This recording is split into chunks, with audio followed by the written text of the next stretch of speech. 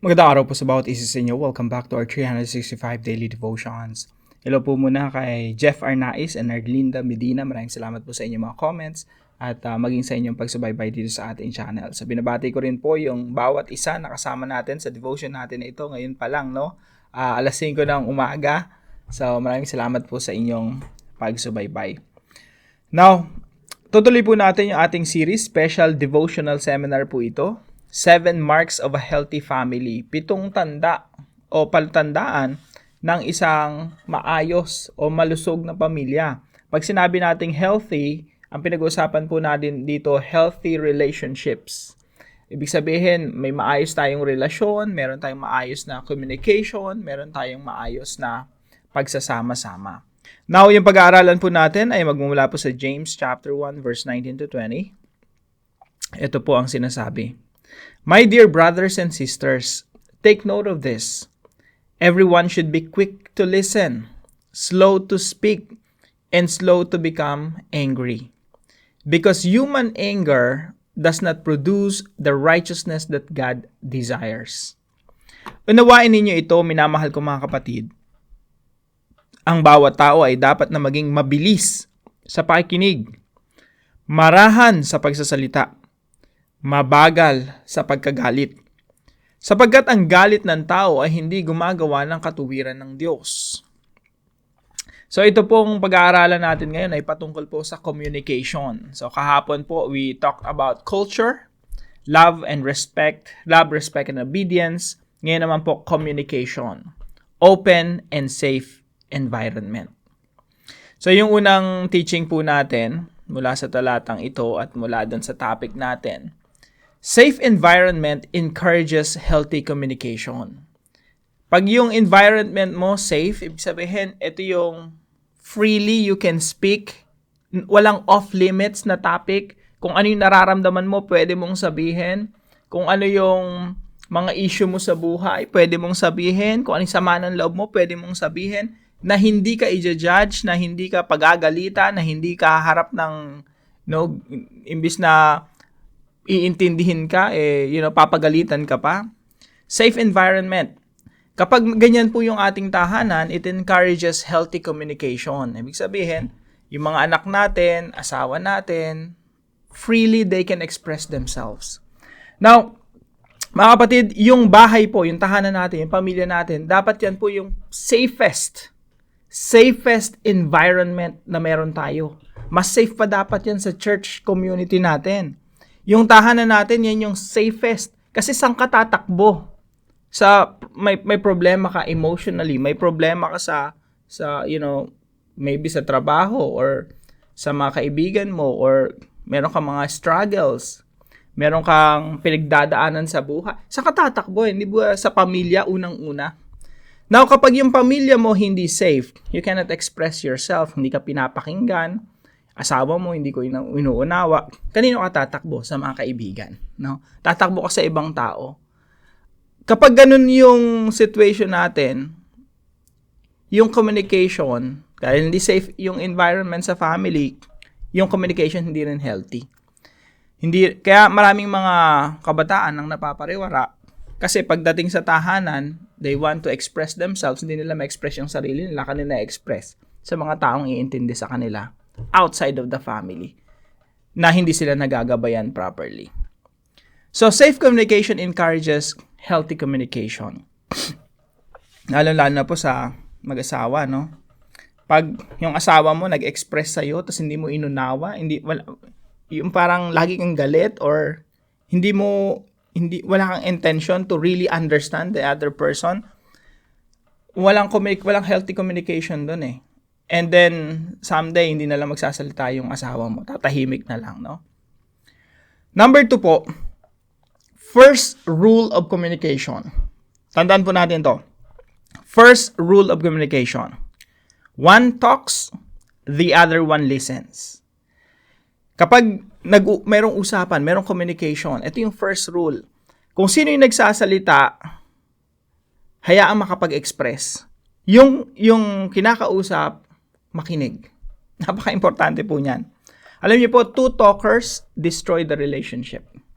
Pag dalawa, pareho kayong talkers, no one is listening, let's say may conflict, you're dealing with the issue, pareho kayo nagsasalita, walang nakikinig, that's the perfect recipe for chaos.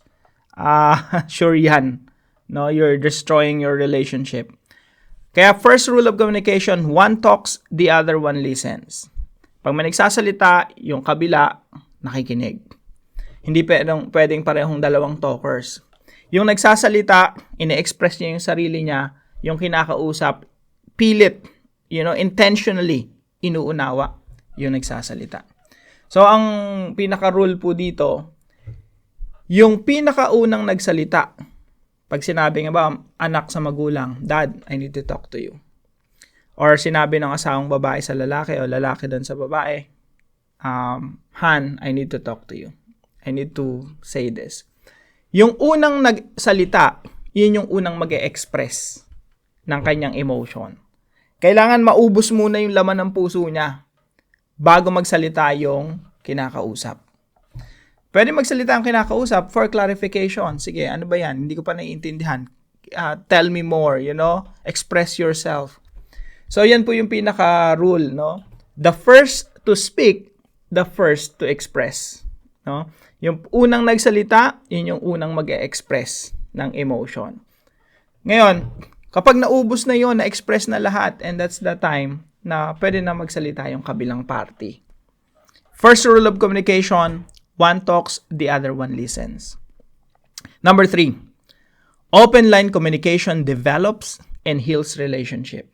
Sa family, dapat yung communication open line yan eh. Ang nakakalungkot lang sa maraming mga tahanan, magkakasama yung mga tao, nanay, tatay, mga anak, minsan wala na yung communication. Nag-uusap lang sa mga kakain, ulam, pero sa mga most important things in life, hindi na napapag-usapan. Open line communication, dapat walang off limits. Kaya nga natutunan ko sa isang professor, no? Kahit usapang sex, pinag-uusapan sa tahanan. Kasi pag yan, hindi na pag-usapan sa tahanan, yung mga bata, pag-uusapan yan among peers, among classmates, friends, na walang guidance. So, walang off limits, lahat napapag-usapan sa tahanan. Kasi kung hindi sa tahanan, saan pa? Kung hindi safe environment yung tahanan, saan?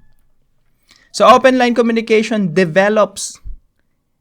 Ibig sabihin ng develop, napapayabong, napapaganda yung relationship.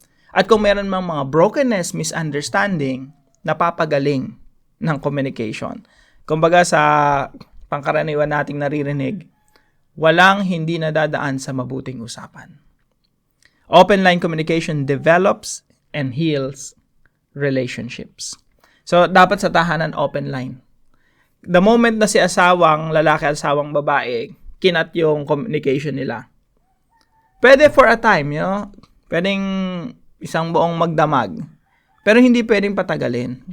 Hindi mo pwedeng putulin yung communication. Kasi nga, kaya nga nag-aaway yung pamilya kasi merong misunderstanding.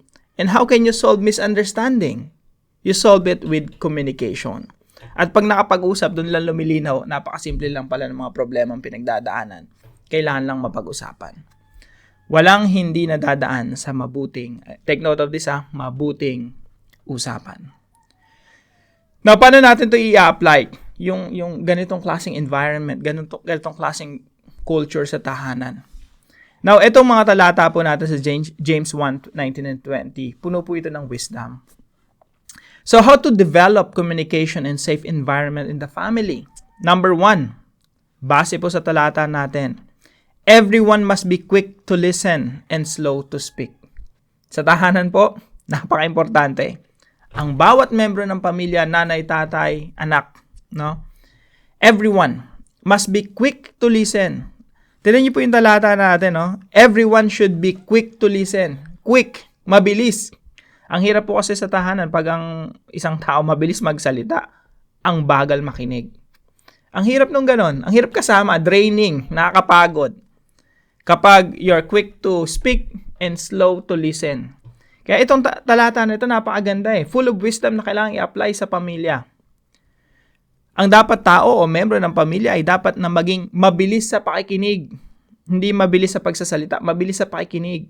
Anong ibig sabihin nito? Ang intention mo unang-una sa lahat, unawain yung membro ng pamilya. Unawain yung asawa mo, unawain yung anak mo, unawain yung magulang mo. Kaya mabilis sa pakikinig eh. Ibig sabihin, pag may nagsalita, hindi ka magsasalita muna. You let that person express himself or herself. Why? Because you're quick to listen. Ang intention mo, makinig, unawain yung tao. Mabilis sa pakikinig, marahan sa pagsasalita. Huwag po natin itong babaligtarin kasi pag binaligtan natin to, chaos. Yan po ang magpapagulo sa relasyon natin. Huwag mong babaligtarin. Kailangan, mabilis sa pakikinig, marahan sa pagsasalita. Hindi mabilis sa pagsasalita, marahan sa pakikinig. No? Full of wisdom po ito. So, everyone must be quick to listen and slow to speak. And number 2 po, everyone must be slow to anger. Ang bawat membro po ng pamilya, asawa, anak, ay dapat mabagal sa pagkagalit. Offering safe environment. Ang ganda po, mabagal. Pakibasa nga po mga kapatid. Slow to become angry. So, si anak na babae, inalagaan mo mabuti, protektahan, pinagpag-aral sa Manila, tapos bumalik sa'yo sa tahanan mo, and then sabi, Daddy, I'm pregnant. Napakasakit, no? Talagang, parang sinaksak sa puso. Pero anong gagawin mo? No? Unahin mo ba yung galit mo? Hindi pa nga nakapagsalita yung tao, hindi pa na-express yung sarili. Again, ang rule lagi, kung sino yung nagsalita, patapusin mo. Express yung sarili. At sabi po rito, slow to become angry. Kasi pag galit ka agad, pag yun ang kultura ng tahanan, yung pregnant na yon, wala na yun, baka hindi na umuwi.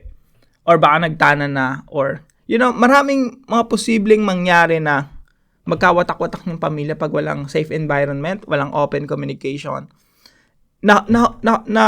Momold po yung culture eh. Kaya yung parents, asawa, anak, lalo na sa mag-asawa, nauuna yan sa nanay at tatay. Kailangan maayos kayong dalawa. Pareho kayong slow to become angry. Hindi mainitin ang ulo. Pag may in-express sa'yo, ang unang iniisip mo, anong nasa puso nitong tao na to? Let that person express himself or herself. Slow to become angry. Huwag tataas ang tono ng boses all the time. That's one of the best way to foster a good and open communication. Walang tataas ang boses. Slow to become angry. Offering safe environment. So, everyone must be slow to anger. And number 3 po, everyone must commit to make everyone feel safe, heard, and understood. Ang bawat membro ng pamilya, unang-una sa mag-asawa to, no? Kasi pag hindi maayos yung mag-asawa, mahirap ipasa sa mga anak. Everyone, nanay, tatay, lalo-lalo na nanay at tatay, hanggang sa mga anak, must commit to make everyone feel safe, heard, and understood. Commitment po ito. Na bawat member, ako bilang father ng pamilya, commitment ko sa asawa ko at sa mga anak ko na dapat mararamdaman nila na safe sila sa tahanan, no? Hindi mainitin yung ulo ko. They can express themselves, they can talk about kahit anong topic, kahit anong issue nila. So, commit to make everyone feel safe, that's number 1. Heard, pinapakinggan, and understood, inuunawa. So, commitment po ng asawang babae yan sa lalaki, lalaki sa asawang babae, commitment ng anak sa magulang, magulang sa anak. Gusto mo ng open line communication, gusto mo ng safe environment, commitment po yan. Commitment to understand one another. Now, para po sa ating discussion, on a scale of 1 to 10, how safe is your family environment? And number 2, what are your strengths and weaknesses sa natin na to, no, when it comes to safe environment, communication? And number 3, what is God telling you to commit to your spouse and children? Anong sinasabi ng Diyos sa iyo na i-commit mo sa iyong asawa at sa iyong mga anak? So, pag-usapan natin ito sa ating mga discussion group at gumawa na rin tayo ng commitment. Ang paggawa ng commitment, magsisimula yan sa I will. I will. This is what I will do. Samahan niyo po ako sa panalangin. Heavenly Father, I ask for your guidance to help me be quick to listen and slow to speak, following the wisdom you have given. Teach me to be slow to anger so I can foster an environment of safety and peace in my interactions. I commit myself to ensuring that everyone around me feels safe, heard, and understood, reflecting your love in all I do. Help me create spaces where your grace and truth can flourish, allowing us to grow together, to grow closer to you and to one another. In Jesus' name I pray, Amen and Amen. Kung kayo po ay may natutunan sa devotion na ito, ipalam niyo lang po sa comment section right below this video. And please don't forget to share this devotion to your family and friends. God bless you po. See you po tomorrow 5 a.m. dito sa ating daily devotion.